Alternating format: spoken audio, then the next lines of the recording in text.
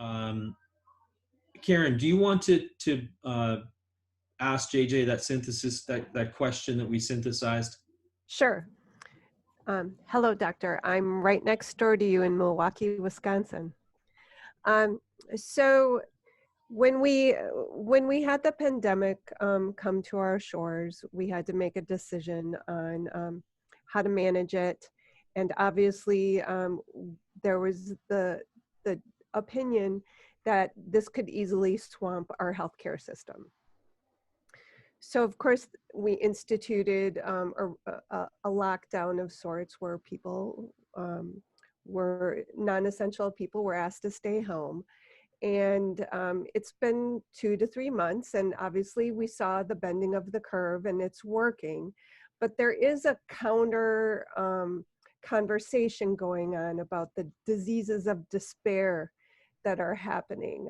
People have lost income for 2 to 3 months. They're isolated. You talked about the isolation as well.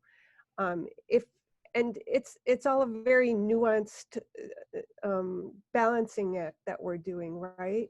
We have these lives that are being lost if we don't manage the curve correctly. But then on the other side of the coin, the diseases of despair that might be impacting people from the loss of, like I said, the loss of financial support, the loss of interactions with people.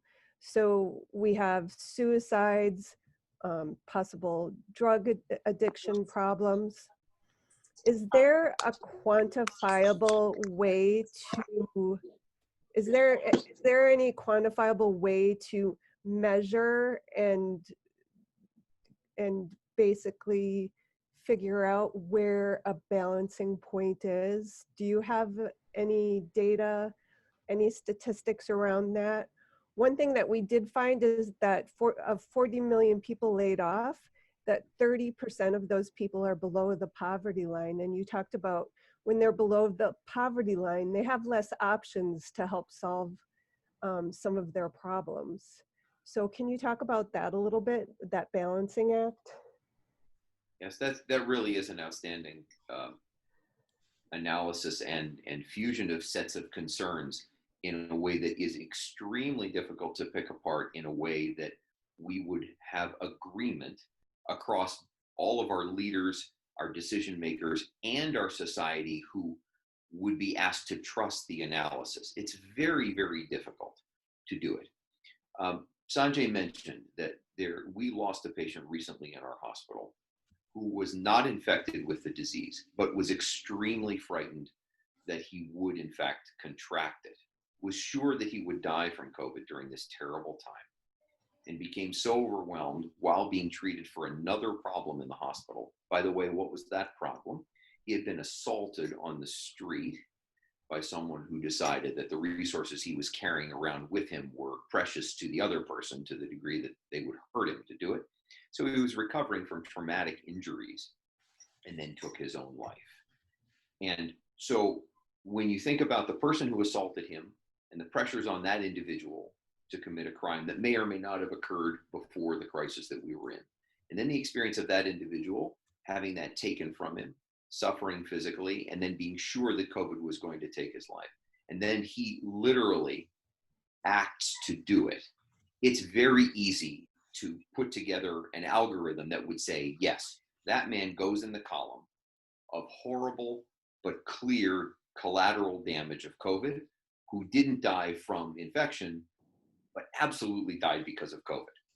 So that's clear. So if we were to try to put together a model, that kind of case would go in that equation that we would like to put together.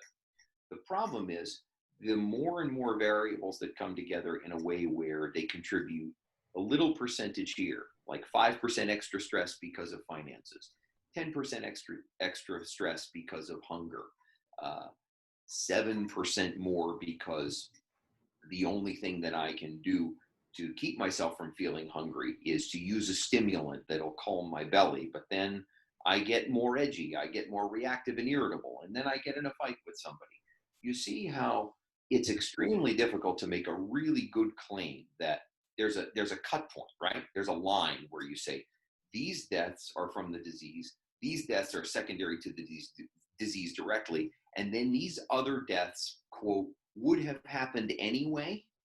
And the would have happened anyway thing is really part of what's weighing on all of us as we have this debate, right? So we absolutely don't want to lose more total lives by the policies that we implement. But it's extremely difficult to figure out even how to put those numbers together when we also have an opioid epidemic that has been taking people's lives along the way. We simultaneously take people off the roads, and we have fewer traffic deaths than we have had in years and years and years. We decrease pollution rates. We almost certainly lose fewer people to asthma flares during the time of not putting more pollutants in the air because we're home and not driving. All at the same time that, as you say, individuals are suffering mightily at home. They are despairing. Their health suffers. And let's add another layer of complexity. Even if they don't kill themselves or drive an addictive disorder forward past the point of no return, even if it's not obvious what happens, what if the mere being at home and putting off the management of chronic conditions means they die sooner because their high blood pressure isn't managed and they have the stroke that they never would have had because they can't get to their primary care doctor? So all I'm really doing is adding extra layers of despair to your asking me, so fix this. And what I'm telling you is that I really do feel the pressure to come up with a better answer. And I have to tell you, I do think that the answer exists, but it relates to what I was mentioning before when I alluded to Sanjay's intro. When Sanjay introed and said that we have really failed in many ways, if we had a much more robust response from the top down about the most critical areas of response, meaning the need to control the virus spread so it didn't kill people, there would have actually been space to add on the extra layers at the same time. And so what do I mean by that? Well, let's think about the metaphor that a lot of people like to traffic in for reasons of either convenience or to communicate the emotional problem of this. They liken our dealing with this pandemic to a war, right? I want to talk about it like it's a war against the virus. Okay, so let's harken back to a war that we really did actually do a pretty darn good job with when the world's integrity was threatened. In World War II, not only did this country step up with tons and tons of manpower and resources and got behind the right stance when it came to defending the very humanity of vulnerable people, a continent and an ocean away. In order to make sure that we all got through that time, remember what else we had to do? We mobilized all these essential able-bodied folks to go and pick up a gun and defend, but who backed them up? Tons and tons of otherwise homebound people who used to have different jobs, teaching, taking care of households. And what did we do? We asked many, many, many women to pick up a riveter, right? To show up in other places they had never worked before. There's an analogy in that to this situation. We do have to have frontline people. We called certain folks essential and then labeled other people non-essential. And that distinction was awful when we failed to fill the void and lift everybody else up at the same time in the response, right? So we divided people. And in some ways, my life was easy. How was my life easy? My life didn't change. All I do is go back and forth between my house and the hospital. And the difference is I have to have this extra burden of calculating what I do with PPE. But I still have a job. I've lost very, very little in terms of my resources. So yeah, I'm a healthcare provider on the front lines and people calling me a hero. I hate that because it's easy for me. The people for whom it's hard are the people who are told, you are not essential, stay home, have no salary. And do nothing. Face starvation, do nothing, and do nothing for everybody without a vision, right? And so if we had had a better response for the first layer of everything that we needed, masks, ventilators, and done that really, really right from the top down, the next layer that really would have followed logically would have been what FDR did during the war and beyond. He said, we need, and before, right? Works Progress Association, all of those jobs, all those people in that era of our America who needed something to do that would feed them, that would keep their bodies moving, that would keep them engaged, and let them all know that they were part of the overall fight. So there was a way to do that here too. We could all be exhorted to be connecting with each other, to not leave people who are suffering at home alone, but we should all be reaching out. There should be a network of electronic ways of contacting, maintaining social distance, having at least some physical closeness to each other so that we can support each other emotionally, but still maintain enough distance that we don't pass the virus. There are ways to do this that we could all be doing for each other. And it's great that we're all getting together because we're doing it for each other by emoting and sharing information and seeing each other's faces.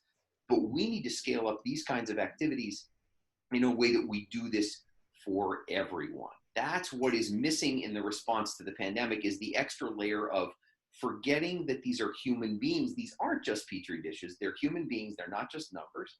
And so the right response has to involve giving people jobs. So you can no longer be on your assembly line. Now you become a contact tracer. Yeah. You can no longer do your job in retail because we can't do retail the way that we used to. Now you are going to be a support buddy to someone who is sick. You're going to do shopping for people and drop off groceries so people who are really infected don't have to come out. And then we're going to pay you to drop off the groceries, right? New jobs in a new time for a new problem at all levels, not just essential healthcare people and everybody else. But there are tons of jobs that could be done now, but we have no leadership saying, let's reorganize society and the economy around them. So people are just losing jobs without getting a new one, even though, hey, I got hundreds of jobs I could give people to take care of the folks who I see or I hear in my psychiatry practice who I can't go to anymore. We've got jobs, but we didn't retool the economy. So instead of saying it's an automatic compromise between money and the economy and COVID deaths, what we really need to do is retool the economy itself around the reality of COVID and then lean in and pay through it rather than saying it's one or the other. There were options available to us, but we're just playing catch up.